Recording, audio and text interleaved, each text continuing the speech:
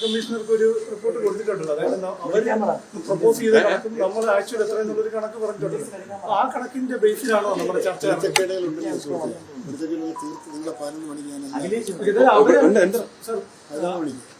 സാറേ, ഇന്നുകൊണ്ട് എല്ലാ പ്രശ്നങ്ങളും സോൾവ് ചെയ്യാൻ പറ്റുമെന്നുള്ള പ്രതീക്ഷയുണ്ട്.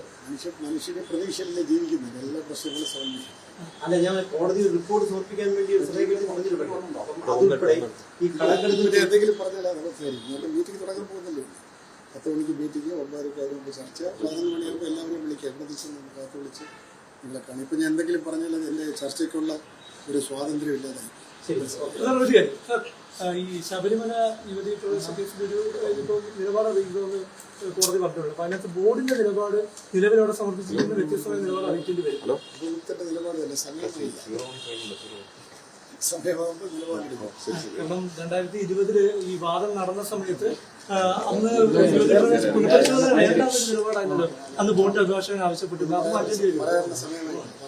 സമയമാകുമ്പോൾ നിങ്ങൾ പോയി വേണ്ട 11 മണിയാണ്. ശരി.